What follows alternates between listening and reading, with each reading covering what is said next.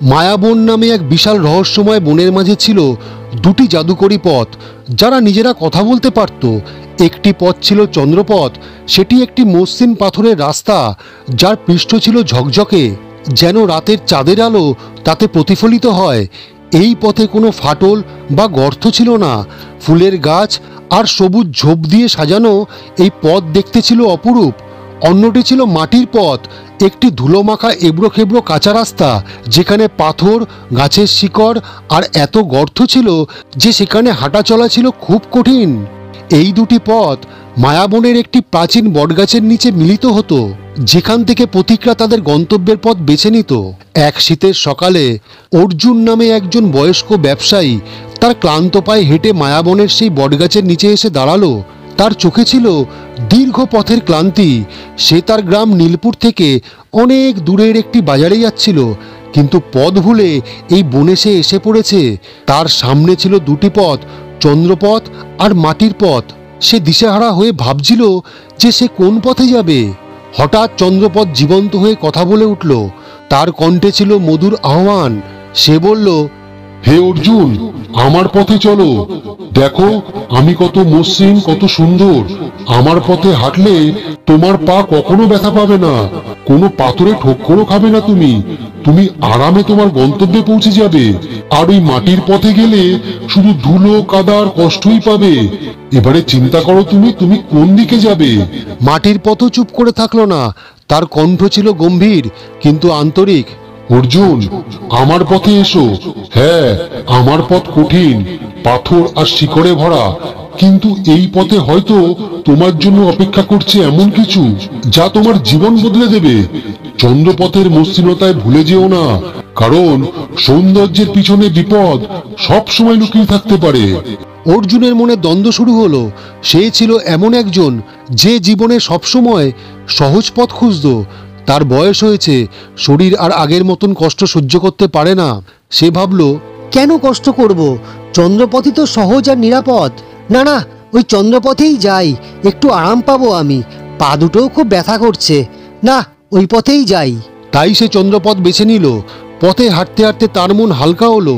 ফুলের গন্ধ আর পাখির কিচিরমিচির তাকে মুগ্ধ করলো, কিন্তু তার মনের গভীরে একটা অস্থিরতা রয়েই গেল, যেন কিছু একটা ঠিক নেই, কিছু একটা ভুল হচ্ছে তার। এই তার মনে একটা দ্বিধা সমানে চলতে লাগলো। কয়েকদিন পর মায়াবনের সেই বটগাছের দিকে আসছিল আরেক পথিক, নাম কৃষ্ণ। সে একজন তরুণ গ্রামবাসী। তার সঙ্গে ছিল তার বন্ধু বিষ্ণু। সে একজন কৃষক যে তার ধানের ক্ষেত থেকে ফিরছিল। তাদের পাশে লাফিয়ে লাফিয়ে হাঁটছিল তাদের বিশ্বস্ত কুকুর শঙ্কর, যার কৌতূহলী চোখ আর লেজের দোলা তাদের মন ভালো রাখছিল। কৃষ্ণ আর বিষ্ণু নীলপুর থেকে একটি দূরের গ্রামে যাচ্ছিল, কিন্তু পথ ভুলে তারাও মায়াবনে এসে পড়েছিল। তারা বটগাছের নিচে দাঁড়িয়ে চন্দ্রপথ আর মাটির পথের সামনে দ্বিধায় পড়ল। এবার তারা কিছুই বুঝতে পারছিল না। তারা ভাবছিল তারা কোন দিকে যাবে, কিন্তু তারা কিছুই বুঝতে পারছিল না। চন্দ্রপথ আবার তার মধুর কণ্ঠে বলে উঠল, হে কৃষ্ণ, হে বিষ্ণু, তোমাদের দেখতে খুব ক্লান্ত লাগছে। আমার পথে এসো। আমার মসৃণ পথে হাঁটলে তোমাদের কোনো কষ্ট হবে না, শঙ্করের পাও ঘষে যাবে না। মাটির পথে গেলে তোমরা অনেক কষ্ট পাবে, সেখানে শুধু ধুলো আর পাথর ভর্তি, তোমাদের পায়ে ব্যথা লাগবে। তোমরা মাটির পথে যেও না, তোমরা আমার পথেই এসো। হে পথিকরা, আমার পথে এসো। আমার পথ কঠিন, এটা সত্যি, কিন্তু এই পথে কোনো বিপদ নেই। হয়তো এই পথে তোমাদের জন্য অপেক্ষা করছে এমন কিছু যা তোমাদের জীবনকে আলোকিত করবে। চন্দ্রপথের সৌন্দর্যে ভুলে যেও না, কারণ মসৃণ পথে লুকিয়ে থাকতে পারে অজানা বিপদ। কৃষ্ণ আর বিষ্ণু একে অপরের দিকে তাকালো। কৃষ্ণ যে জীবনে কষ্ট করতে অভ্যস্ত, সে বলল, বিষ্ণু, আমি মাটির পথ বেছে নেব। কষ্ট হলেও দেখি এই পথে কি আছে। আমার মনে হয় এই পথে কিছু লুকিয়ে আছে, যেটা আমাদের এই পথ বলতে চাইছে। বিষ্ণু, যে ছিল একটু সতর্ক আর সন্দিগ্ধ, সে বলল, কৃষ্ণ, চন্দ্রপথ তো অনেক বেশি আরামের।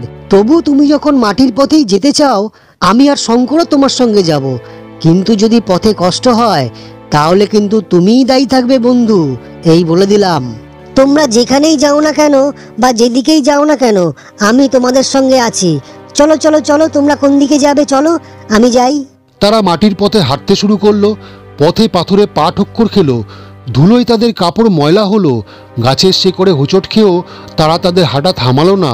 কিন্তু শঙ্করও তাদের সঙ্গে লাফিয়ে লাফিয়ে চলল, কখনো সামনে ছুটে গিয়ে পথ দেখালো, কখনো পিছনে গিয়ে তাদের উৎসাহ দিল।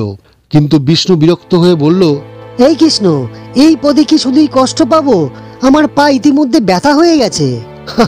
ধৈর্য ধরো বিষ্ণু, মাটির পথের কথায় সত্যতা আছে। আমার মন তো বেশ শুভ কিছুর ইঙ্গিত দিচ্ছে, চলোই না আর একটু এগিয়ে দেখি। অনেক কষ্টের পর তারা একটি প্রাচীন বটগাছের নিচে পৌঁছালো, যার শিকড় মাটির মধ্যে ছড়িয়েছিল। সেখানে তারা দেখল একটি বাক্স, যেটা দেখতে আস্ত একটা পুরনো দিনের, বা বলতে গেলে রাজরাজাদের আমলের সিন্ধুকের মতো। কৃষ্ণ সাবধানে বাক্সটি খুলল, আর তাদের চোখ ধাঁধিয়ে গেল। ভিতরে ছিল ঝকঝকে স্বর্ণমুদ্রা, মূল্যবান রত্ন আর একটি পুরনো পাণ্ডুলিপি। পাণ্ডুলিপিতে লেখা ছিল, যে এই পথের কষ্ট সহ্য করবে সে পাবে জ্ঞান আর সম্পদ। বিষ্ণু অবাক হয়ে বলল, এ কি, এত সম্পদ? আর এই পাণ্ডুলিপি কি বলছে? এটা কি কোনো প্রাচীন গুপ্তধনের সন্ধান? দেখলে, আমি বারবার করে তোমাদের বলছিলাম যে এই মাটির পথেই চলো। দেখলে, মাটির পথ আমাদের পরীক্ষা নিয়েছে, কিন্তু দেখো এই পথই আমাদের জন্য এত বড় পুরস্কার রেখেছিল। শঙ্করের চোখও এই এত মণিমুক্ত দেখে যেন স্থির হয়ে গেল, যেন সেও এই আনন্দের ভাগিদার। শোনো কৃষ্ণ, এই এত বড় বাক্সটা আমরা গ্রাম অবধি টেনে নিয়ে যেতে পারবো না ভাই। চলো, আমরা কিছু দূরে গিয়ে যদি কোনো ভ্যান বা রিক্সা পাই তাহলে ডেকে নিয়ে আসি, চলো। হ্যাঁ, ঠিকই বলেছ বিষ্ণু, এখানে আমাদের কাউকে একা একা দাঁড়িয়ে থাকার দরকার নেই। বিপদ তো কখনো বলে আসে না। চলো, আমরা একসঙ্গেই যাই। কিছু দূর গিয়ে তারা দেখল মাটির পথ আর চন্দ্রপথ মিলে একটা বড় পথে পরিণত হয়েছে। সেখানে তারা একটি ভয়ানক দৃশ্য দেখল। একটি মানুষ রক্তাক্ত মৃত অবস্থায় পড়ে আছে, তার শরীরে বাঘের আঁচড় আর দাঁতের দাগ। কৃষ্ণ কাছে গিয়ে দেখল, আরে, এটা তো অর্জুন। কিছুদিন আগে ও বাজারে যাওয়ার জন্য এই দিকেই যাচ্ছিল। সে হয়তো ওই চন্দ্রপথ বেছে নিয়েছিল। তাহলে ওই চন্দ্রপথের কারণে অর্জুনের আজ এই অবস্থা। বন্ধু, দেখলে, চন্দ্রপথের সৌন্দর্য অর্জুনকে প্রলুব্ধ করেছিল, কিন্তু এই পথে লুকিয়েছিল মৃত্যু। সেটা অর্জুন একদম বুঝতে পারেনি। আচ্ছা, আমরা যদি চন্দ্রপথ বেছে নিতাম তাহলে আমাদেরও কি এই পরিণতি হতো? হ্যাঁ, এবার তুমি বুঝতে পেরেছো কেন আমরা চন্দ্রপথের দিকে গেলাম না। মাটির পথ তখন আবার কথা বলে উঠল। তার কণ্ঠে ছিল গর্ব আর স্নেহ। সে বলল, হে কৃষ্ণ, হে বিষ্ণু, আমি বলেছিলাম না আমার পথে কষ্ট আছে, কিন্তু বিপদ নেই। তোমরা ধৈর্য ধরেছো, কষ্ট করেছো, আর তাই আজ তোমরা এই সম্পদ আর জ্ঞান পেয়েছো। চন্দ্রপথের মসৃণতায় লুকিয়েছিল বাঘের মতো বিপদ। কৃষ্ণ, তুমি ঠিক বলেছিলে, কষ্টের পথই আমাদের জন্য ভালো কিছু এনেছে। এই সম্পদ দিয়ে আমরা আমাদের গ্রামের মানুষের জন্য অনেক কিছু করতে পারবো। আর এই পাণ্ডুলিপি হয়তো আমাদের আরো বড় কিছুর পথ দেখাবে।